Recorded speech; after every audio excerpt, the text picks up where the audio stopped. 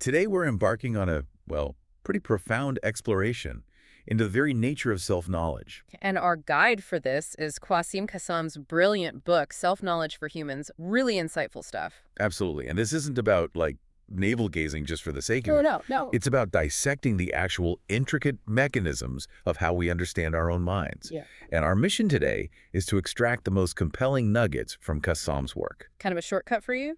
Exactly. A shortcut to understanding this complex interplay between how we ideally know ourselves, maybe how philosophers thought we did, and how we actually function day to day. Get ready for some potentially surprising moments about your own inner workings. Definitely some aha moments coming up. Yeah. Okay, let's unpack this, because what we're about to dive into is, well, it's truly mind-bending philosophical and psychological terrain.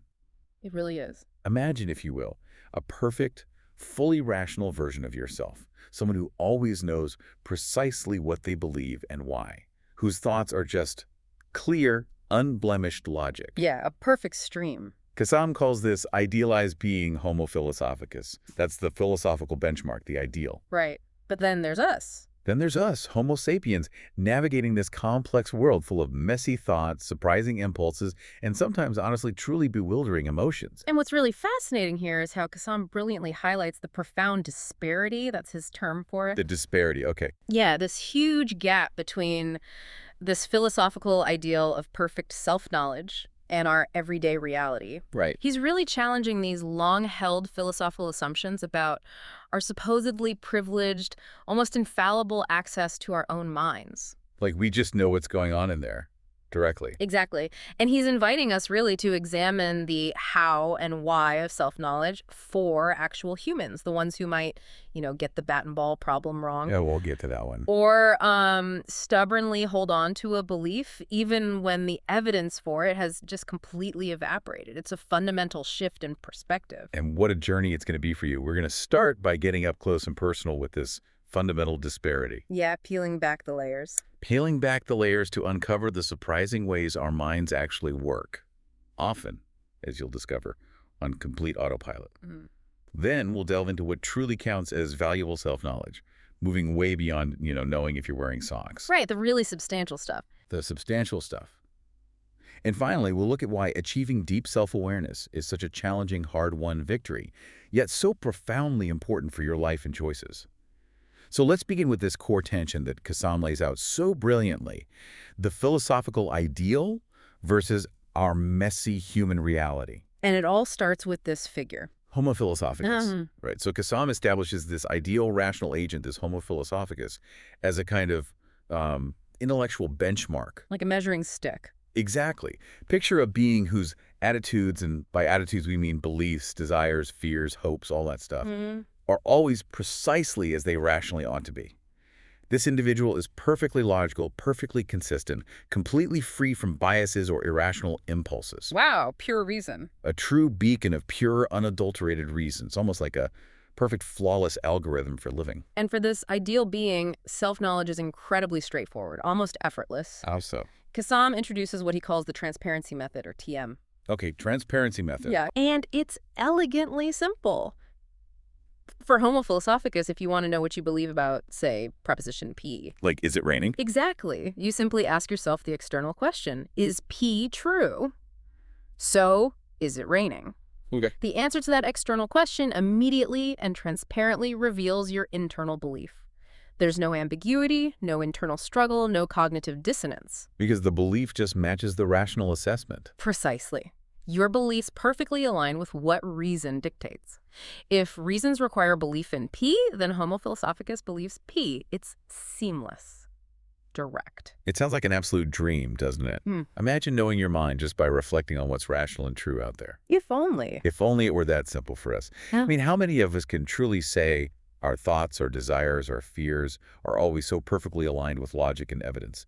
Every single moment. Probably zero. Yeah, probably zero. I'm certainly not Homo Philosophicus when I'm reaching for that third cookie, knowing full well I ought not to. Right, or convinced your keys are on the table when they're in your hand. Exactly. Or stubbornly believing my phone is still on the table when I just watched myself put it in my pocket. This perfectly logical being is a stark contrast to our lived experience. And that, precisely, is the core problem Cassam identifies, the thing he really wants us to grapple with. Okay. Humans, Homo sapiens, are fundamentally, profoundly different from this ideal Homo philosophicus. We are definitely not that. Not even close, often. Our attitudes are very often not as they rationally ought to be. And this significant gap between the ideal and the actual is what Cassam terms the disparity. The disparity. Got it. It's what makes self-knowledge for us a much more complex and often a much more inferential kind of endeavor. Inferential, meaning we have to figure it out, not just know it directly. Exactly. We have to draw conclusions. It means the transparency method, while it sounds elegant, just, it falls apart in the face of actual human psychology. #, System 1 and System 2 thinking, Kahneman's framework. So, to really understand this disparity and why it's so fundamental to us, Cassam leans heavily on, well, Nobel laureate Daniel Kahneman's famous framework. Ah, yes, System 1 and System 2, hugely influential. Hugely. Think of it as two distinct, yet constantly interacting modes our brains operate in. Two ways of thinking. System 1, which Kahneman brilliantly calls fast thinking, is our automatic pilot. The gut reaction. Exactly. It's the intuitive system that operates quickly, with little to no effort and no sense of voluntary control. It's the part of your brain that instantly recognizes a familiar face, or processes a simple sentence. Or makes you jump back from a snake-like stick. Right. Or slams on the brakes if a car swerves. It generates immediate impressions, feelings, powerful intuitions. And here's the kicker for self-knowledge. Yeah, what is it? It's biased to believe and confirm. It focuses intensely on existing evidence, the stuff that's right there, Okay. while largely ignoring anything that might be absent or contradictory.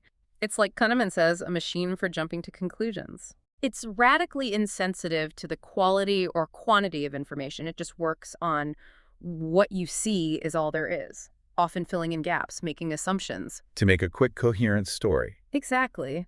Most of what we think and feel actually originates here in System 1. Okay, so that's the fast automatic system. What about System 2? Then there's System 2, or slow thinking. This is the system we typically identify with our conscious reasoning self. The one that feels like us doing the thinking? Right. It's the effortful, deliberate part of your mind that solves complex math problems, plans your day, or weighs the pros and cons of a major decision. Like buying a house. Precisely. It has beliefs, makes choices, allocates attention to effortful mental activities. It constructs thoughts step by step. It can do systematic, rigorous checking. It can override System 1. It can, but And this is absolutely crucial for understanding, the disparity System 2 is often quite, well, lazy. lazy. Our conscious reasoning self. Yeah, cognitively lazy. It tends to just endorse System 1 suggestions with little or no modification, even when it's fully capable of deeper, more rigorous analysis. So it just rubber stamps the gut feel. All of the time, yes.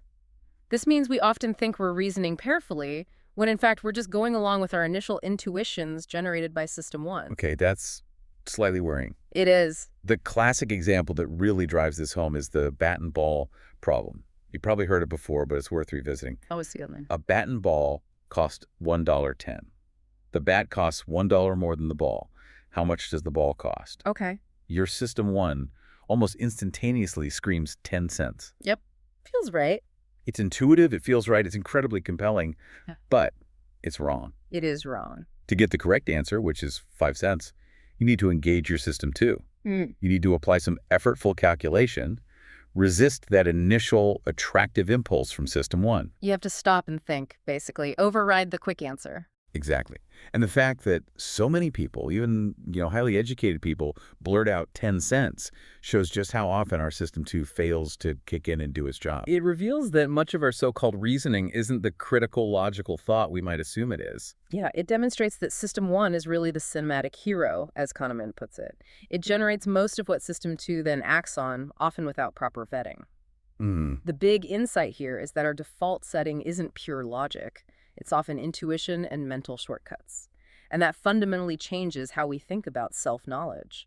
If we connect this to the bigger picture, it means that much of our so-called reasoning isn't guided by a pure objective assessment of reasons or a deliberate weighing of evidence. We're just not doing that most of the time. Often, no, we're too busy, too lazy, or maybe just too complacent for rigorous critical thought. Right. And this profoundly impacts how we might go about knowing our own mind. How so? It suggests our inner world is less a perfectly reasoned archive and more a rapidly assembled, often intuitive collage. It implies a deep layer of self-ignorance about the true origins of our beliefs and desires. We don't always know why we think or feel something. And to navigate the sheer complexity of the world quickly, our brains constantly rely on heuristics. Mental shortcuts, basically, rules of thumb. Exactly. Simple procedures that allow us to provide adequate, though often imperfect, answers to difficult questions. And we're usually not even aware we're doing it. System 1 just substitutes an easier question for the harder one. Without us noticing. Okay, let's look at some examples. Cassam pulls these from Kahneman too.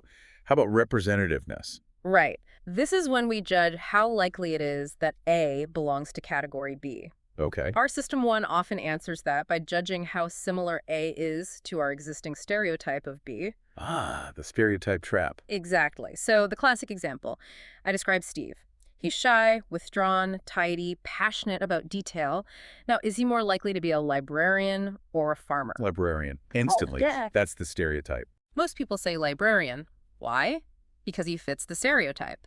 But statistically, and here's the crucial detail, System 1 ignores there are far, far more male farmers than librarians in the world. So the base rate, the actual probability, gets ignored. Completely ignored. Our heuristic leads us astray by focusing only on the vivid but potentially misleading stereotype similarity. Okay, that's representativeness. What's another common one? Another incredibly common one is availability. Availability. Right.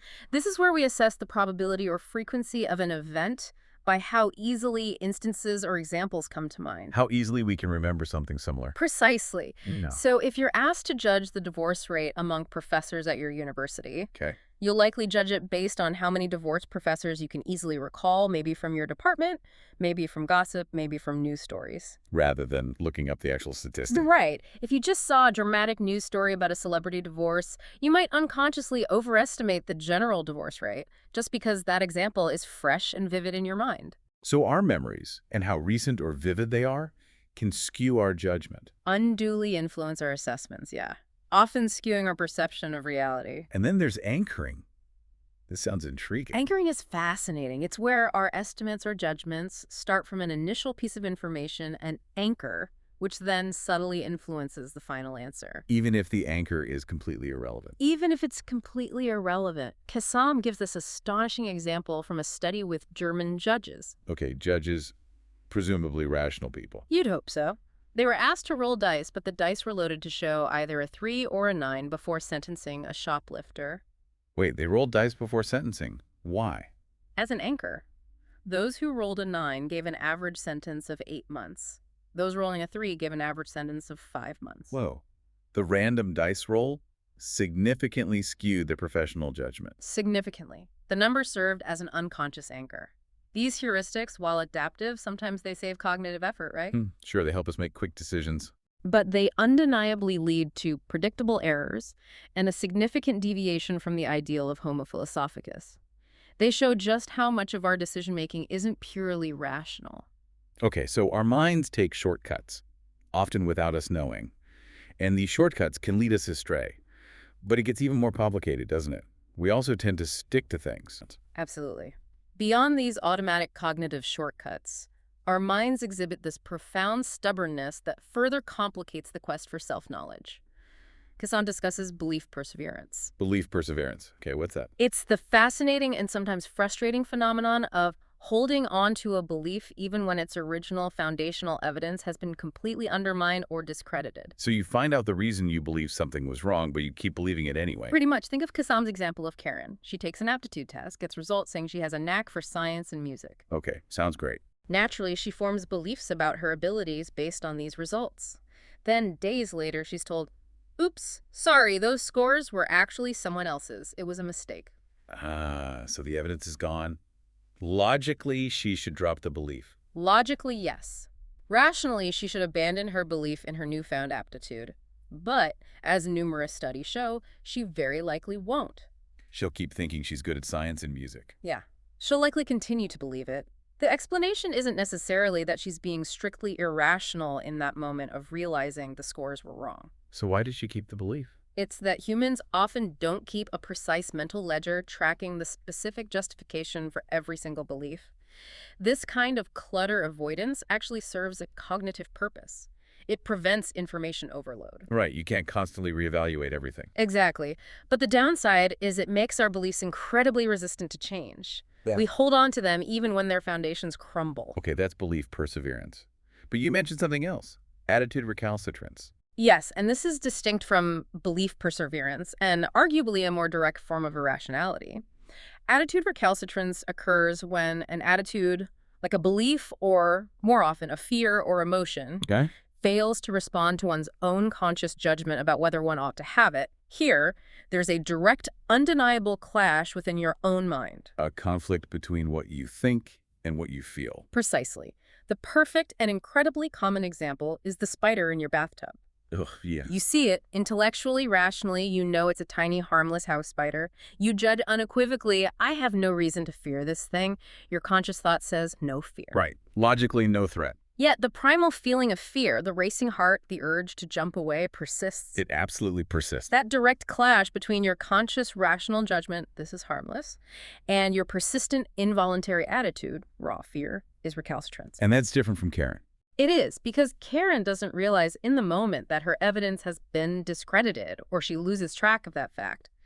You, facing the spider, are fully aware of the facts. It's harmless, but your emotional response simply refuses to comply. It's genuinely irrational in that sense. Exactly. It clearly shows this divide between our rational self and our actual psychological state. The ought doesn't match the ease, believe, and self-ignorance about reasons. Okay, so our beliefs can be sticky, and our feelings can ignore our reason. What else? You mentioned a bias to believe. Right. Our minds also exhibit this phenomenon. It means people are often skeptically selective. They're skeptical about the wrong things, maybe challenging established science, and biased towards uncritically accepting certain other beliefs, especially those that align with pre-existing inclinations, social groups, or, things like conspiracy theories. Ah, okay. Like Oliver, the fictional 9/11 conspiracy theorist from Cassam's examples. Exactly. Oliver believes the collapse of the Twin Towers was a controlled demolition, not due to aircraft impact. He dismisses all official denials, expert testimony from structural engineers, etc. Right. Now, if you ask him why he believes this, He'll give you what sounds like a perfectly rational explanation. He'll cite supposed inconsistencies in the official story, maybe some grainy eyewitness accounts, obscure internet videos. he has reasons. He has reasons, but Cassam argues that Oliver's belief isn't truly explained by these rational links. It's better explained by non-epistemic factors, by intellectual vices. Like what? Like gullibility, maybe a pre-existing bias towards conspiracy theories in general, perhaps a poor grasp of logic or statistics or physics. So the real reason isn't the evidence he points to. Not the deep reason, no. Yeah. And here's the crucial point for self-knowledge. Oliver knows what he believes, but he doesn't know why he believes it in the deepest sense. He thinks he knows why, but he's wrong about the cause. Exactly. His offered explanation is merely a superficial, epistemic rationalizing one. He's essentially offering what sounds like a rational, evidence-based reason, even if it's not the actual deeper psychological or character-based reason. And the true non-epistemic explanation is his gullibility, his biases. That's something he cannot know or accept without fundamentally challenging the belief itself. If he admits, I believe this because I'm gullible, the belief crumbles. So he remains self-ignorant about the true origins of his own conviction. Profoundly self-ignorant. It's not just a simple mistake. It's a deep form of self-deception, perhaps unconscious, that keeps the belief intact. Wow. That really raises an important question, doesn't it? It really does. If our minds are so prone to these shortcuts, these biases, these stubborn beliefs, how much can we really trust our own internal narrative about what we think or feel? Yeah, it suggests a profound challenge to our innate sense of self-awareness. Yeah. It implies that much of our inner world is constructed, maybe even post-rationalized, not simply observed directly. So, as you can see, we're a far, far cry from Homo Philosophicus. That ideal, perfectly rational agent is, well, it's a myth when it comes to human beings. Definitely not us. But if these quirks, these shortcuts, biases, stubborn beliefs are so fundamental to how we think, what does that mean for the very idea of self-knowledge? Yeah, what are we even aiming for? And if our minds are this messy, which kind of self-knowledge should we even be striving for? Yeah. Because it seems like not all self-knowledge is created equal. And Cassam argues, quite convincingly that it definitely isn't, he makes this crucial distinction. Between different types. Exactly, a distinction that completely reframes our understanding of what it means to know thyself. Okay, this brings us to a really critical distinction Cassam makes. It helps us understand why philosophers traditionally focused on one type of self-knowledge. And maybe miss the kind that actually changes our lives. Exactly. The distinction between trivial and substantial self-knowledge. So what is this trivial self-knowledge? This is pretty much exactly what it sounds like. Simple stuff. Yeah, knowledge of simple, momentary, propositional attitudes. Yeah. Things like knowing, I believe I'm wearing socks, or I believe it's raining outside right now. Or I want a glass of water. Right. These immediate surface-level declarations about our current mental state. And historically, philosophers were utterly captivated by this kind of self-knowledge. Why? What was the big deal about knowing you're wearing socks? Because they saw it as somehow epistemically privileged? Almost. Bulletproof. Bulletproof how? Well, they thought you couldn't be wrong about it. That's infallible. No one else could convincingly tell you were wrong about your own immediate feeling or belief that's incorrigible. Okay. Your own statement about your mind was inherently taken as true, holding a presumption of truth that wasn't really open to challenge, that's authoritative. And finally, it was just there, immediately available, without you needing any evidence or complex thought process that's direct or immediate. So infallible, incorrigible, authoritative, direct. Sounds pretty special. They thought it was the gold standard, the bedrock upon which all other knowledge could be built. Some, like the philosopher Tyler Burge, even argued that this seemingly trivial self-knowledge was essential for critical reasoning. How so? His point was, how can you possibly assess, criticize, or change your thoughts if you don't even know what those thoughts are in the first place? Okay, I can see the logic there. But here's where it gets really interesting, right? Many philosophers spent centuries, literally centuries, trying to explain precisely how we know we're wearing socks. The intricate mechanisms of knowing the obvious. Exactly. That basic, undeniable sense of, I feel this, therefore I know this. Yeah. But did the oracle at Delphi really mean that when it famously proclaimed, know thyself? Seems unlikely, doesn't it? It feels the kind of philosophical myopia, focusing on the tiny, easy bit. And Cassam certainly thinks so. He challenges these supposed privileges head on. Indeed he does. Cassam argues that this singular focus on epistemic privilege, on this trivial self-knowledge, leads to a distorted, narrow view of what self-knowledge is really about for humans. So these privileges, are they actually true? Like infallibility. Can we be wrong? Well, take infallibility and incorrigibility. Is it truly impossible to be mistaken about your own beliefs or desires? Cassam argues, no. Give me an example. You might genuinely think you believe in racial equality and sincerely mean it when you say it, but maybe your subconscious actions, your micro-behaviors in certain situations suggest otherwise to an astute observer. And that observer can point it out. Plausibly, yes. They could correct you, saying, you think you believe that, but your actions seem to suggest a different underlying attitude you might not be aware of. What about simple desires? Even those. You might genuinely believe you want a gin martini. You order it, you take a sip, and immediately realize, wait, no, I actually wanted a vodka martini. Yeah, so you were mistaken by your own desire just moments before. Exactly. Even simple desires can be mistaken or corrected through experience or observation. The privilege isn't absolute. Okay, so infallibility is shaky. What about directness? That feeling that we just know without evidence. Cassam challenges that too. While the psychological experience might feel immediate, you don't consciously run through evidence to know you want water. Right, it just pops into your head. He argues it can still be epistemologically indirect, meaning even if it feels direct, there might be underlying, perhaps unconscious justifications or inferences supporting it. So even if it's psychologically fast, it might still rely on some background processing or evidence we're not aware of. Precisely. The philosophical obsession with these supposed privileges led to this narrow focus, ignoring the self-knowledge that truly matters to us as complex humans. It was, in essence, a distraction. A distraction from the harder but more valuable stuff. Exactly, a distraction from substantial self-knowledge. Okay, so if that's the trivial, what then is the substantial? This sounds like the kind we actually care about. It absolutely is. This is the kind of self-knowledge we grapple with in our daily lives, the kind that shapes who we are and the paths we take. So what does it include? It's knowledge of our deeper, more complex, and often more enduring internal states. We're talking about our fundamental value. Where it really matters to me. Right. Our core emotions, our ingrained character traits. Am I brave? Am I patient? Am I secretly arrogant? Oh, cuff ones. Our true abilities, not just what we think we're good at, and crucially, what genuinely, profoundly makes us happy or fulfilled. This substantial self-knowledge. Yeah. What are its key features? How is it different from the trivial kind? Well, first off, it's notoriously hard to acquire. It is definitely not trivial. A lot of effort. It's often fallible and corrigible sometimes. As you well know, others might perceive us, our patterns, our blind spots, better than we perceive ourselves. Ouch. But true, its value is immediately evident and profoundly practical. It's not just academic or theoretical, it directly impacts how we live. It frequently tangles with our deeply held self-conceptions, forcing us to confront potentially uncomfortable truths about ourselves. It can challenge our ego. Big time. Acquiring it requires significant cognitive effort, facing numerous internal obstacles like defensiveness and external ones too. And crucially, unlike the myth of immediate self-awareness, It's not direct. it's often indirect and evidence-based.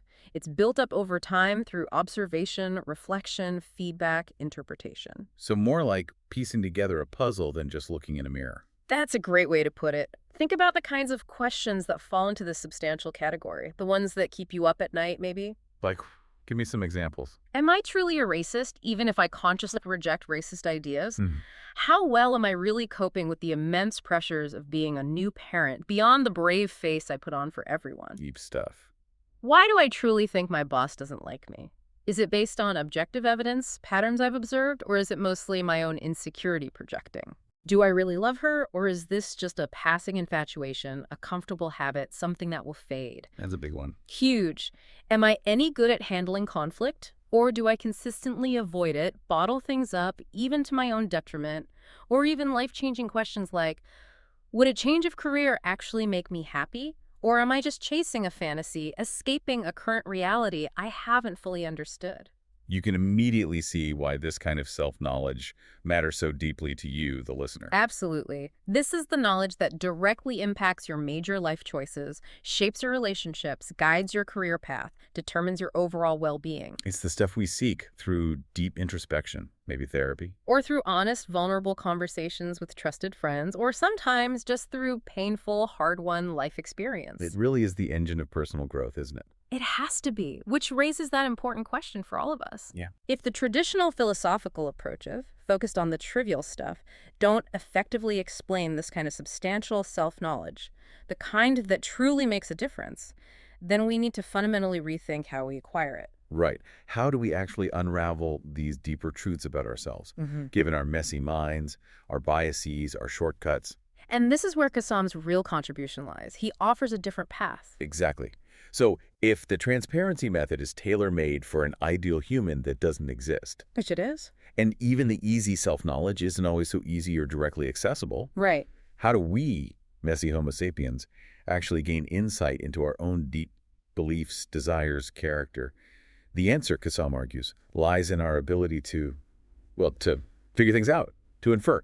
Okay, now we get to the core of Cassam's argument for how we actually know ourselves, inferentialism. Yeah, this shifts the perspective quite dramatically. It emphasizes that self-knowledge is evidence-based, often unconscious, more like detective work than just, looking inward and seeing the answer. Exactly. Less like direct perception, more like interpretation. Why the transparency method fails for Homo sapiens.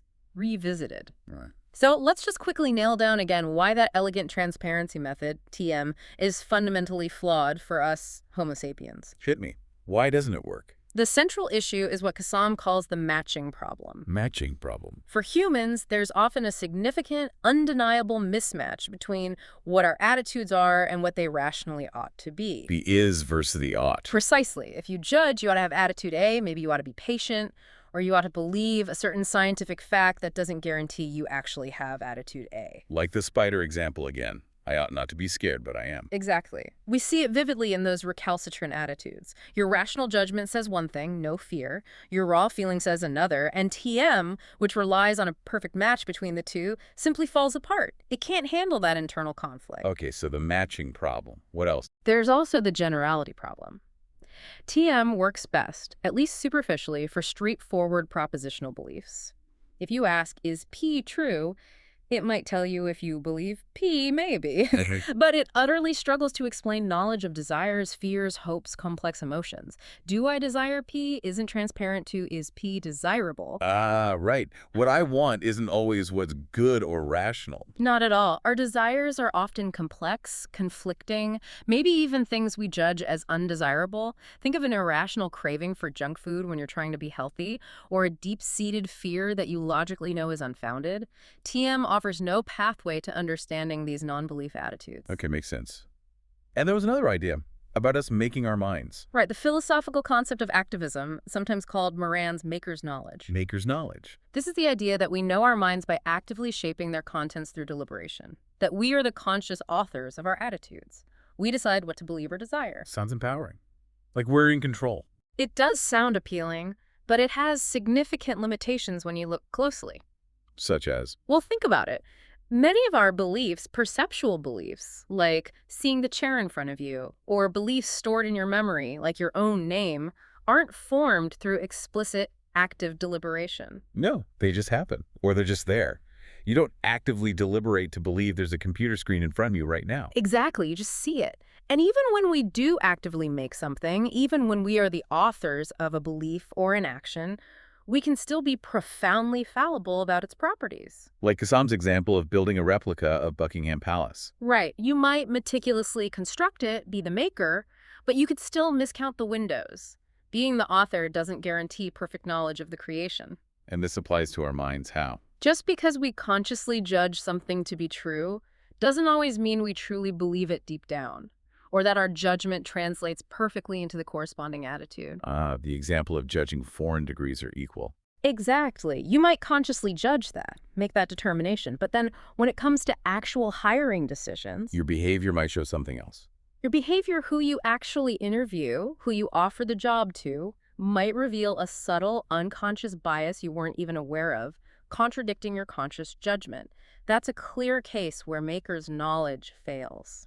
So our intentions, our judgments, and our actual attitudes or actions don't always align. Often they don't. And it's frequently our actions, our patterns of behavior that reveal our true, deeper attitudes more reliably than our conscious pronouncements.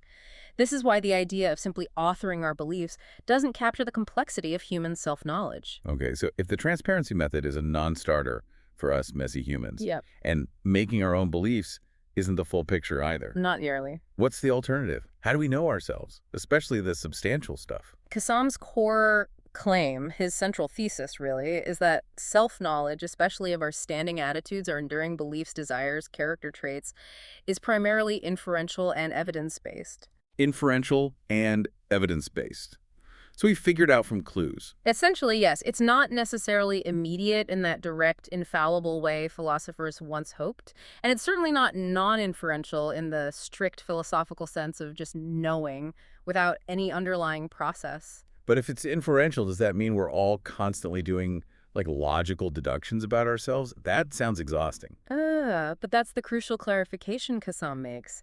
These inferences are often automatic, effortless, and barely conscious. Okay, that sounds more realistic. They are akin to Kahneman's fast-thinking System 1 processes. They don't require philosophical sophistication or strenuous intellectual effort most of the time. So it's like our brain is unconsciously drawing conclusions about us based on something. Exactly, based on evidence. And thinking about it this way, inferentialism readily explains our common experiences of self-ignorance and self-deception. Because if self-knowledge comes from inference based on evidence, then the process can go wrong. Our theories about ourselves can be defective, the evidence we draw from can be lacking or misleading, and our inferences themselves can be faulty. Ah, I see. It makes error and ignorance seem normal, almost expected. Precisely. It's a much more dynamic and fallible process than the old philosophical models allowed for. So if we're constantly inferring things about ourselves based on evidence, what is that evidence? Where does it come from?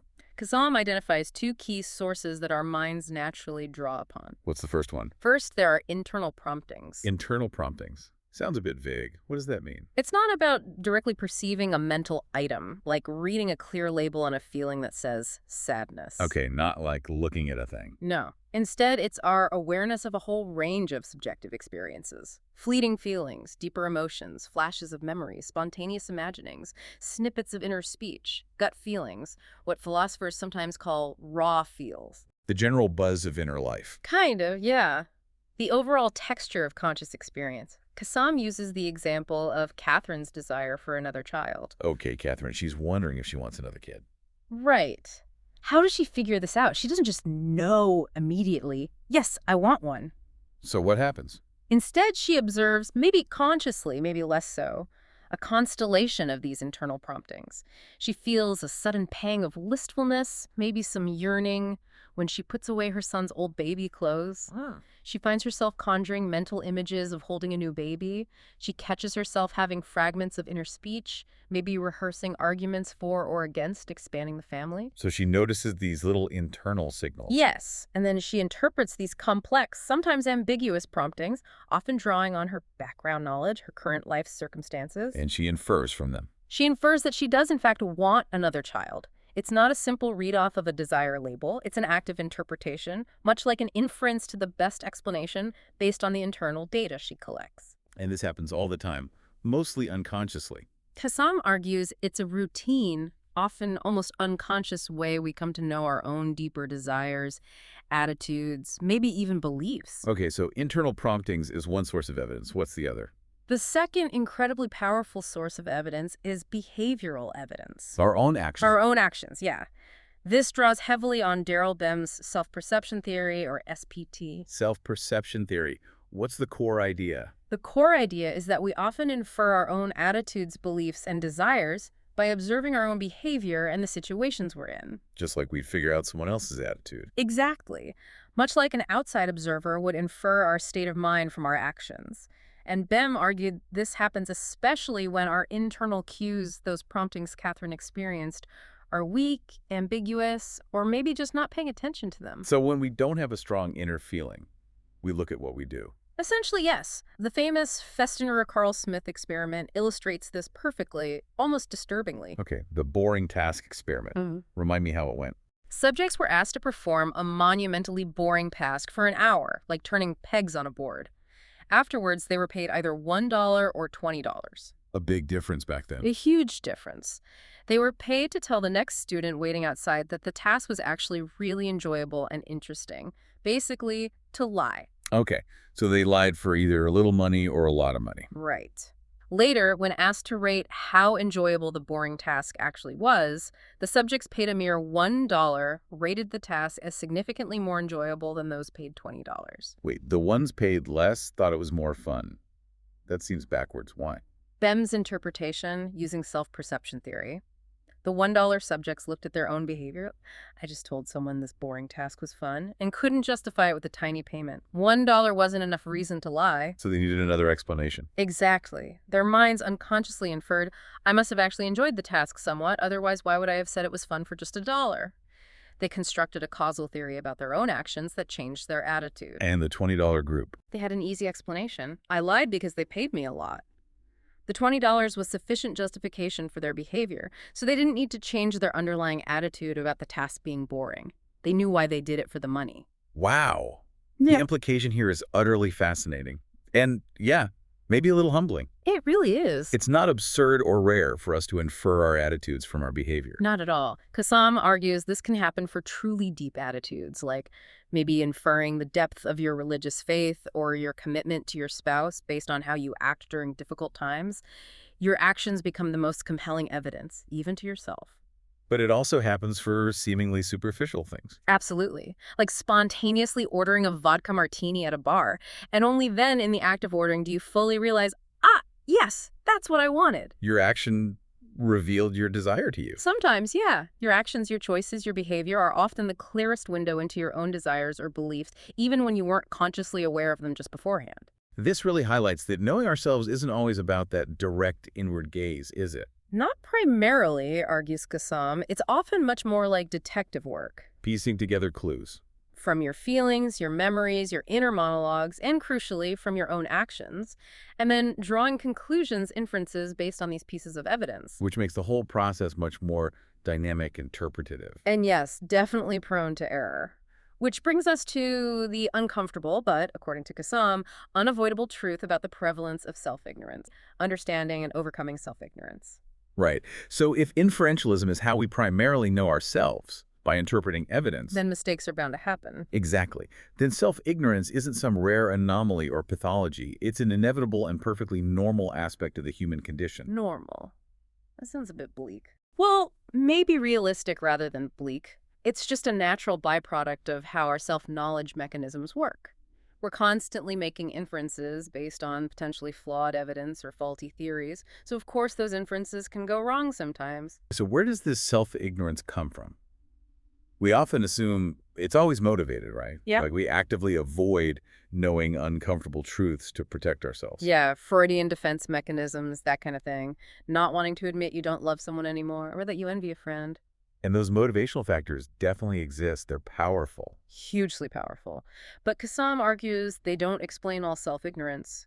You might simply be wrong about wanting another martini without any deep psychic distress involved. It could just be a mistaken inference. So there are significant non-motivational factors too. Yes, and inferentialism readily explains these. Wow. Well, from an inferentialist perspective, self-ignorance can arise from a straightforward lack of sufficient evidence. Like Catherine again. Maybe. Catherine might at one point want another child, but simply hasn't yet encountered enough internal promptings, no wistful feelings yet, no mental images bubbling up to allow her to infer this desire. The evidence just isn't strong enough yet. Or she might have the evidence but not process it. Right. It could be a failure to perform the necessary inference. She might have the promptings, but maybe she's too busy, too distracted, too stressed to reflect on their significance and actually draw the conclusion, I think I want another child. The data is there, but it's not being analyzed. Okay. Lack of evidence, failure to infer. What else? Then there's plain old misinterpretation of evidence. Like Oliver, the conspiracy theorist. Exactly. His intellectual vices, his biases, lead him to misinterpret complex information about 9/11, making him confident in a belief that's based on flawed reasoning. He thinks he's interpreting evidence correctly, but he's not. And we can also have bad theories about ourselves. Yes. We can operate with defective theories about how minds work or how our mind works, which can lead to what Cassam calls self-fabrication. Self-fabrication. You mean making up an attitude we don't really have. Mistakenly inferring an attitude that isn't truly present. Yeah. Think back to the Festinger Carl Smith subjects paid $1. They decided they enjoyed the boring task. Right. They arguably fabricated the belief that they enjoyed the task. Not because they were motivated to deceive themselves, but because their available evidence, I said it was fun, I only got $1, plus a faulty implicit theory, people don't usually lie for no good reason, led them to a wrong conclusion about their own internal state. Wow. And the work of Nisbet and Wilson gives even more stark examples of this kind of misinterpretation or blindness, doesn't it? Absolutely. Their classic studies are eye-opening. In their famous stocking experiment, The nylon stockings, right? people were presented with 4 identical pairs of nylon stockings laid out left to right and asked to choose their favorite. Consistently, subjects showed a marked preference for the rightmost pair. A position effect. But did they know that's why? Not at all. When asked why they chose that pair, they were utterly unaware of the positional influence. They denied it vehemently if it was suggested. So what reasons did they give? They fabricated complex reasons about subtle differences in texture or weave or color, even though the stockings were identical. They knew what they preferred, but were completely self-ignorant about why. They confabulated reasons after the fact. Precisely. Right. Similarly, the bystander effect, the well-documented phenomenon where people are significantly less likely to help someone in distress as the number of other witnesses increases. People assume someone else will help. Right. Yet, subjects in experiments demonstrating this effect are consistently blind to this powerful social influence on their own behavior. They'll offer other reasons for not helping, but deny the number of bystanders played a role. So these studies really reveal we are often completely blind to significant factors influencing our evaluations, choices, and behavior. Making us profoundly self-ignorant about why we do the things we do, it essentially proves we're all walking around with these huge blind spots. It really makes you want to go home and re-examine every decision you've made today. In a good way, perhaps, with curiosity. Okay, and just to bring it back to Oliver one last time. Our conspiracy theorists, While he offers that epistemic rationalizing explanation for his beliefs, the seemingly logical justification based on evidence. the deep explanation, the true why, Cassam argues, involves his intellectual character, defects, his gullibility, his biases, And he cannot accept that deeper explanation. without simultaneously undermining his cherished belief. Accepting, I believe this because I'm biased, destroys the rational basis he claims for the belief, and thus he remains profoundly ignorant of the true why. It's a painful truth, isn't it? To realize that the foundations of our beliefs are often not what we think they are. They might be rooted in things we don't want to see. Problem is, this self-ignorance isn't easily remedied. It's often deeply intractable. Hard to fix. Very. And arguably the worst form is precisely not knowing that you are self-ignorant. These are the unknown unknowns about ourselves, the blind spots we can't even perceive we have. If you don't know you're wrong, you can't correct it. Exactly. And our tools for overcoming it are limited. Isolated self-inquiry, just sitting and thinking about yourself, can be incredibly difficult. Why? Well, it's a solitary journey fraught with all the internal biases we've just discussed, plus the limitations of our own interpretive skills. We might just reinforce our existing narratives. What about asking others? Getting feedback? Seeking others' views is valuable, definitely, but we often project onto others, assuming they see us as we see ourselves, or we filter their feedback through our own biases. We might fail to detect crucial differences in perception or dismiss uncomfortable truths. And observing our own behavior, like the self-perception theory suggested. That's also a vital source of evidence, but it's not foolproof either.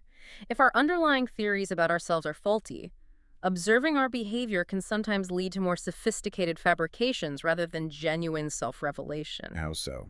We might interpret our actions through that same flawed lens, twisting the behavioral evidence to fit our pre-existing inaccurate self-concept, thereby reinforcing our ignorance rather than dispelling it. So what does it take then to overcome self-ignorance? Cassam suggests it truly requires a deep sense of humility. Humility. Yeah. A willingness to acknowledge the full extent of our own opacity, the ways in which we are, to a surprising degree, strangers to ourselves. Accepting we don't have all the answers about ourselves. Exactly. It means being open to explanations for our attitudes that are non-epistemic explanations rooted in our psychology, our history, our environment, our biases, explanations that might be uncomfortable or unflattering. It means learning to be a better, maybe more honest detective of your own mind. That's a great way to put it. Learning to observe, interpret, and question with more rigor and less defensiveness. This really makes us pause and consider, doesn't it? It really does. If our minds are constantly interpreting, inferring, sometimes even fabricating our attitudes based on patchy or misinterpreted evidence. Then the whole pursuit of self-knowledge changes. Oh. It becomes less about finding some pristine, pre-existing inner truth and more about developing better, more nuanced interpretive skills. And maybe, crucially, having the courage to confront uncomfortable realities about our inner workings. It's a lifelong learning process, not a destination you arrive at. Absolutely. Constant refinement. So, knowing ourselves is tough. Sometimes we're even unaware of how much we don't know. The path to self-awareness is clearly arduous and fallible. No doubt about it. But if it's such a challenging, sometimes uncomfortable process, why does it matter? Why bother? What's the real profound value of chipping away at our own self-ignorance, piece by painful piece? Okay, we've seen how complicated and inferential self-knowledge truly is for us humans. A far cry from the simple, direct access philosophers imagined. A much messier picture. Now, let's turn to why, despite all these challenges, pursuing self-knowledge is profoundly valuable. And Cassam distinguishes between what he calls the high road philosophical claims about its value. The grand, maybe inflated claims. Right, and his own more grounded, practical, low road approach. So the high road accounts, these are those grand philosophical claims that position self-knowledge as absolutely essential for fundamental aspects of our humanity, like rationality itself or authenticity. Okay, like what specifically? One major claim, pushed by philosophers like Tyler Burge and Sidney Shoemaker, is that intentional self-knowledge is essential for rationality. Intentional self-knowledge. That's the trivial stuff, like knowing your beliefs. Primarily, yes. Knowing what you currently believe, desire, intend. They argue that critical reasoning, the very ability to assess, criticize, and revise your own beliefs, requires knowing those thoughts and beliefs directly. You can't change a belief if you don't know you have it. That's the core idea. They suggest that full human rationality, the kind that involves critical self-reflection, fundamentally depends on this immediate awareness of our own attitudes. But hang on, as we've already discussed, a lot of our thinking is fast, intuitive System 1 stuff, Yeah. not always critical and reflective. Exactly. And Cassam, referencing philosopher Christopher Peacock, points out that you can be perfectly rational in many ways without consciously knowing all your beliefs or engaging in explicit self-reflection about them. Peacock's second-tier thinking example. Right. Imagine you come home, see no car in the driveway, and immediately infer your spouse isn't home. That's a rational inference. Then you remember, oh wait, the car's in the shop today. So you suspend your initial belief that your spouse isn't home. All of this reasoning, the initial inference, recognizing the new evidence, suspending the belief is perfectly rational. But does it require knowing your own belief? Peacock argues no. You're thinking about the world and its facts. Car absent, car in shop. Not necessarily about your own internal thoughts about those facts. You don't have to think, I believe the car is absent, to make the inference. So this suggests that maybe that high-road definition of rationality is a bit too narrow, or maybe even circular, defined to make self-knowledge essential. Cassam leans that way. It might be defining rationality in a way that guarantees self-knowledge's importance, rather than reflecting our actual, often implicit, cognitive processes. Okay, so that's the link to rationality. What about authenticity? That's another high-road claim, right? Yes. Another big one is that substantial self-knowledge is absolutely essential for authenticity and unity. Authenticity being true to oneself. Right. The idea is that being true to your character, your values, your emotions, requires knowing them first. How can you be true to yourself if you don't even know what that self consists of? Seems logical on the surface. But Cassam critiques this too. He does, using examples. Remember teenage Woody? The fastidious teenager pretending to be messy? Exactly. Woody is naturally meticulous, maybe a bit of a neat freak, but he desperately pretends not to be to fit in with his slobbish friends. He might make a show of dropping popcorn at the cinema. While inwardly cringing. Right. Now, he's clearly not being authentic in his behavior, but is it because he lacks self-knowledge? No, he knows he's fastidious. That's why he's pretending. Precisely. He knows himself perfectly well on this point. He's simply choosing to act inauthentically. So authenticity in this sense seems more about acting in accordance with your known self, which doesn't necessarily mean self-knowledge is required to gain that authenticity in the first place. You can know yourself and still choose to be fake. Okay, interesting point. And some philosophers, like Simon Feldman and Alan Hazlitt, go even further. They argue that authenticity, especially if you link it with spontaneity, might even be incompatible with too much self-knowledge. Incompatible? How? They use the example of self-conscious Sam versus unself-conscious Sam. Okay. Self-conscious Sam deliberates intensely. Do I truly love Grace? Let me examine my feelings. Yes, I conclude I do. And then, based on that conclusion, he goes to her villa. Okay. And unself-conscious Sam. Unself-conscious Sam also goes to her villa, but spontaneously, driven purely by his feelings without that explicit step of self-investigation and conclusion. So who's more authentic?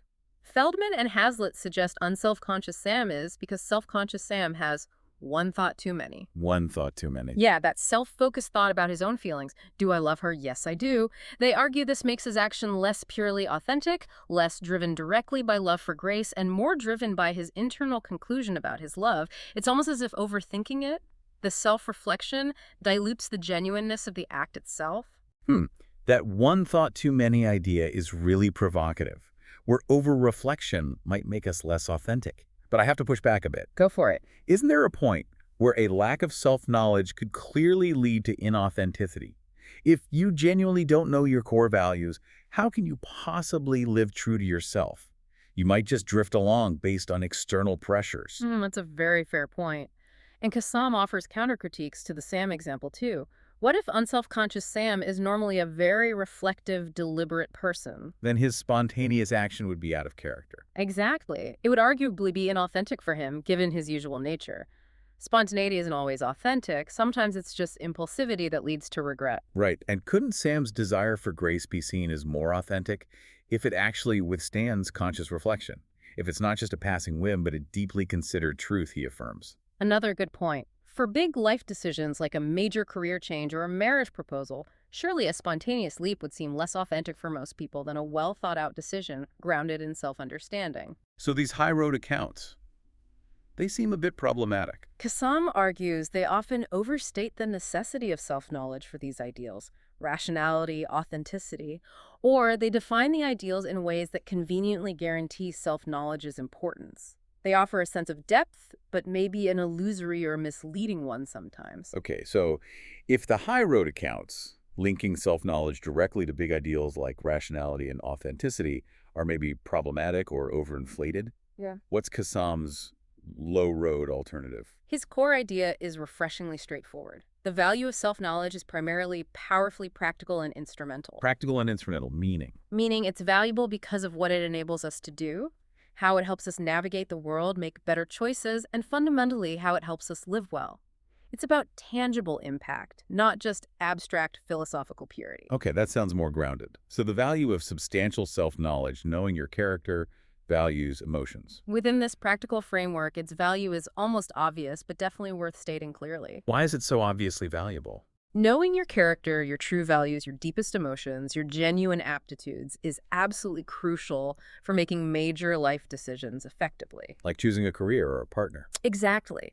For instance, knowing if you're fundamentally empowered or actually possess hidden reserves of courage before you commit to a challenging new role, or join the army, or start a risky business, that knowledge saves immense potential distress and failure. Yeah, knowing your risk tolerance, for example. Precisely. Or understanding your true feelings for someone, distinguishing genuine, enduring love from fleeting infatuation or comfortable dependency that guides your most important relationship choices and prevents future heartbreak.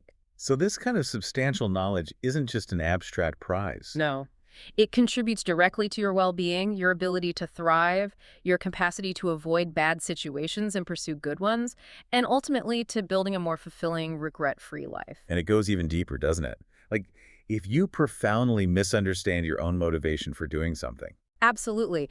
If you misunderstand why you're seeking that promotion, is it genuine ambition and a desire for meaningful work? Or is it really a desperate need for external validation to shore up low self-esteem? That misunderstanding can lead you down the wrong path. It can lead to choices that, even if successful on the surface, you get the promotion, leave you feeling deeply unfulfilled because they weren't aligned with your actual needs or values. It's the difference between building a life that truly fits you, warts and all, and building a life that just looks good on paper but feels hollow inside. That's the real practical stake here. Okay, that's the value of substantial self-knowledge. But what about the trivial kind? Knowing your immediate beliefs and desires? Does that have practical value too on this low road account? Quassim argues, yes, it does. Knowing our immediate beliefs, our current desires, our intentions, even the seemingly trivial ones, enable certain kinds of reflective thought and reasoning. The kind that lets us plan and adjust. Right. These might not be strictly necessary for basic animal rationality, like Peacock's example showed, but they are the kinds of reflective processes that make us uniquely human.